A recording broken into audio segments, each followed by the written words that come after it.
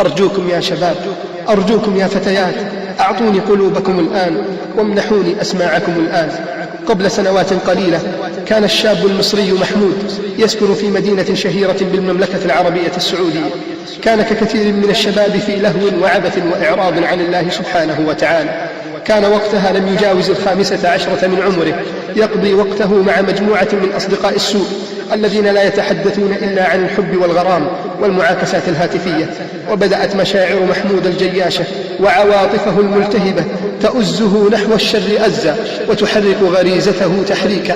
كان الليل يدخل على محمود فينسى أن الله سبحانه ينزل إلى السماء الدنيا فيقول: من يدعوني فأستجيب له، من يسألني فأعطيه، من يستغفرني فأغفر له. ويظل محمود سادرا في غيه ولهوه، يرفع سماعة الهاتف وتضغط أنامله على الأرقام لينتظر صوت فتاة على السماعة الأخرى، فربما كان الحظ محالفا له حتى يعيش قصة حب وغرام. لا تسألوا عن الصلاة والصيام، لا تسألوا عن قراءة القرآن، كل ذلك كان محمود عنه بعيدا. وفي يوم من الأيام وقع محمود في حب فتاة على سماعة الهاتف، وعاشت معه هي أيضا لحظات الحب الجميلة. تحدث عن أمنياتهما وعصي الله كثيرا بالكلام الفاحش المحرم، وأصبح قلبه متعلقا بها فلا يقر له قرار ولا يهدأ له بال حتى يتحدث معها. ومرت الأيام سريعة عليهما، فتطورت العلاقة إلى خروج للمتنزهات وتبادل للرسائل والصور. وفي يوم من الأيام لم يكن يدرك محمود أنه سيكون على موعد مع الألم الكبير واللحظة التي غيرت مجرى حياته. وعدها محمود أن يزورها في بيتها، وأن يدخل إلى غرفة نومها، وأن تغلق عليه الباب دون علم أمها، حيث أن والدها سيكون مسافرا تلك الليلة. وبالفعل وصل محمود إلى المنزل وفتحت له محبوبته حسب الخطة المرسومة بينهما. وما أن وصل محمود إلى صالة المنزل حتى خرجت فجأة والدة الفتاة من غرفتها لتجد هذا المشهد المريع. وجدت ابنتها تستقبل حبيبها في ملابس ضيقة تبرز مفاتنها، فلم تتمالك الأم نفسها وبدأت بالصراخ والصياح.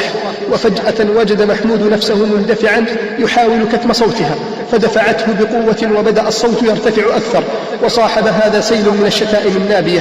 ولم يتمالك محمود نفسه ليأخذ أداة حديدية حادة كانت موجودة على أحد الرفوف في صالة المنزل، وبدأ يطعن هذه المرأة في صدرها وبطنها ويديها عدة طعنات. كانت الدماء تجري غزيرة، وارتمت الأم جثة هامدة لا حراك فيها. وسط ذهول شديد بدأت الفتاة تصرخ هي الأخرى، وجاء أخوها الصغير الذي لم يتجاوز 3 سنوات يصرخ بصوت عال مخيف وهو ينظر إلى جسد أمه المدرج بالدماء. وفي تلك اللحظة زادت القسوة في قلب محمود وزادت الغشاوة على عينيه، فبدأ يطعن ذلك الطفل الصغير في وجهه ويضربه بالأداة الحديدية على رأسه حتى سقط بجوار أمه. نظر محمود حوله فإذا الأحداث متسارعة، وإذا بعض الجيران قد هبوا على صوت الصراخ. حاول أن يرجع بذاكرته إلى الوراء فقط قبل 10 دقائق. كان يحدثها على الهاتف، كان يقول لها: ها أنا ذا عند الباب يا حبيبتي. كان الشيطان يرسم له لوحة من العشق ملونة، وها هو الآن في صالة المنزل وتحت قدميه جثتان مملوءتان بالدماء. وارتخت أعصاب يديه لتسقط تلك الآلة، وانهار على ركبتيه جاثيا يبكي: لا يا ربي، لا يا ربي. وحمل محمود ذلك الشاب الصغير صاحب 15 ربيعا إلى سجن خاص بالأحداث والشباب الصغار الذين هم دون 18 ليقضي السنوات 3 المتبقية حتى يبلغ 18 ثم ينفذ فيه بعد ذلك حكم القصاص. وهناك ومن خلف القضبان ومع صوت السلاسل التي تكبل الأقدام كانت الصور تمر على عينيه وذاكرته في إخراج الفريد وحكاته مع أصدقائه، نظرات والديه إليه، صوت محبوبته على الهاتف، نظرات البراءة في عين ذلك الطفل الصغير الذي قتله، ملامح الذهول التي كانت تعلو وجه تلك المرأة المسكينة. وبدأ يحدث نفسه: يا ترى في ماذا كنت تفكر الآن يا أبي؟ هل تفكر في ابنك محمود الذي خيب كل آمالك؟ هل تفكر في حديث الناس عني؟ هل تفكر في أمي التي أعلم أنها ستظل تبكي حتى أخرج من سجني أو أموت؟ وتمر الأيام ثقيلة على محمود. كان في زنزانة انفرادية لوحده لا يختلط بأحد، هكذا حال كل الذين حكم عليهم بالإعدام، ينتظر متى يفتح الباب ليقال له هيا إلى ساحة القصاص. وفي داخل الزنزانة كان هناك مصحف موضوع على رف قريب من الباب. كان محمود يتأمل ذلك المصحف ويقول: متى سيلين قلبي لكتاب الله ولذكره سبحانه.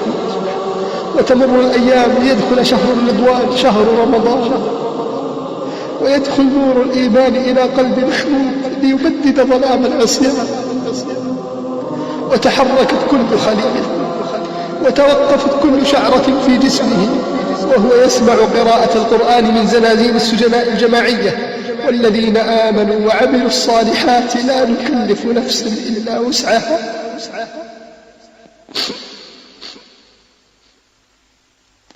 والذين آمنوا وعملوا الصالحات لا نكلف نفسا إلا وسعها أولئك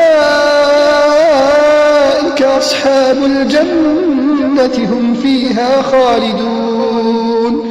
ونزعنا ما في صدورهم من غل تجري من تحتهم الأنهار وقالوا الحمد لله الذي هدانا لهذا وما كنا لنهتدي لولا أن هدانا الله لقد جاءت رسل ربنا بالحق ونودوا أن تلكم الجنة أورثتموها بما كنتم تعملون. يا الله، هل سترضى عني وتدخلني الجنة؟ وتغيرت حياة محمود، ومع كل أذان تجده صافا قدميه لله، حريصا على السنن والنوافل، يقوم الليل كله لله، ابتسامته لا تفارق شفتيه. سبحان الله، لا أحد يصدق أن هذا سيموت في يوم من الأيام وسوف ينفذ فيه الحكم. ومرت الأيام ليحفظ محمود القرآن كاملا، يبكي في جوف الليل على معاصيه وذنوبه: يا ربي، أين كنت من هذه السعادة العظيمة؟ ومع قطرات الماء التي تنزل من يديه وهو يتوضأ، كان تمر على ذاكرته صورة والده وهو يتوضأ للصلاة، بينما كان هو يحاول الهروب قبل أن يجبره والده على الذهاب إلى المسجد. يتخيل لحظة وضوئه، اللحظة الجميلة عندما ينقى الناس بعد عبور الصراط، حينما يغمسون في ذلك الماء ويهذبون قبل دخول الجنة.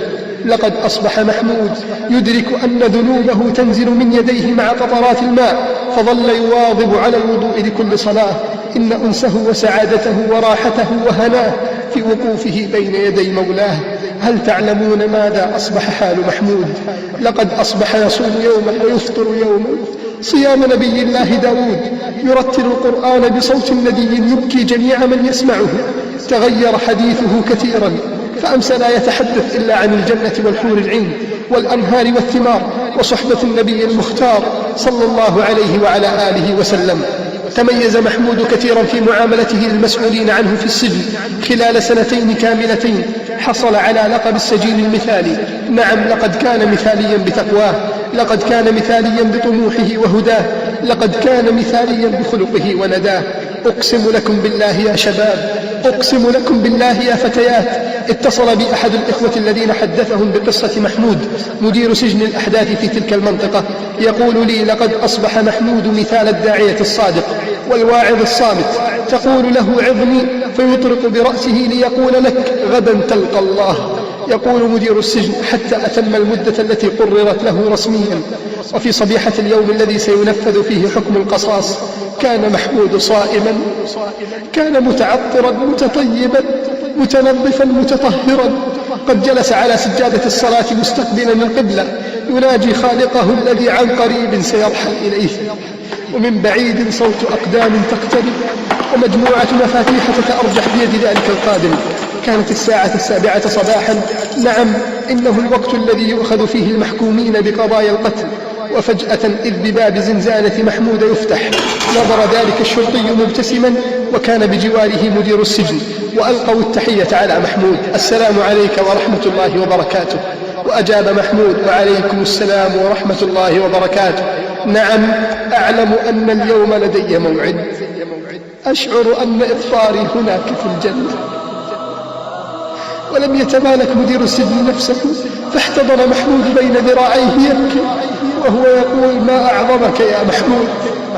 وأمسك محمود بيد مدير السجن وألقى نظرة الوداع الأخيرة على زنزانته، زنزانة السعادة، الزنزانة التي عرف فيها رمضان، الزنزانة التي عرف فيها رمضان وبكى فيها للرحمن وطلب فيها من الله الغفران، الزنزانة التي أحبها أكثر من نفسه، كم خلا فيها في جوف الليل باكيا على ذنوبه ومعاصيه، كم سأل فيها ربه أن يدخله الجنة وأن يغفر له ما أجرمه. إنها الزنزانة التي حفظ فيها القرآن، إنها الزنزانة التي حفظ فيها القرآن. تمنى لو يطول الوقت ليقبل هذه الزنزانة حجرا حجرا وزاوية زاوية. وخرج منها محمود لتضج بقية الزنازين بالتكبير: الله أكبر يا محمود، الله أكبر يا محمود، إنها الجنة، لا تنسى الشهادة يا محمود، لا إله إلا الله، عليها عشت يا محمود وعليها تموت. وهنا بكى محمود، بكى وبكى، تمنى أن يعانق كل سجين من إخوانه وأن يهمس له في أذنه ليقول: أيها السجين، سعادتك في طاعة الرحمن. ومضى محمود في ذلك الممر الطويل وسط هتاف وتكبير إخوانه ومحبيه، وخرج لينظر إلى الشمس ويرى الدنيا بعد زمان طويل. أدخلوه في تلك السيارة المغلقة، وبدأت السيارة تتجه إلى ساحة تنفيذ الحكم حتى وصلت، ومحمود طوال الطريق لا يمل من الاستغفار والتسبيح والتهليل. أنزل محمود من السيارة وهو معصوب العينين، وقرب إلى مكان تنفيذ الحكم.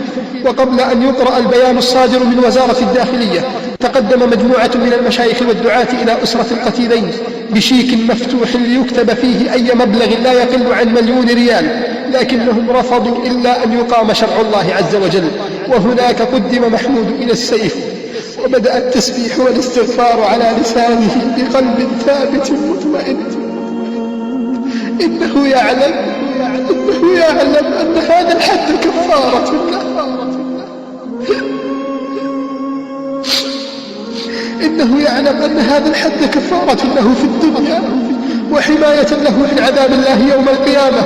وحمل السياف سيفه وقربه إلى رقبة محمود، وهنا كأن محمود أحس برائحة الجنة.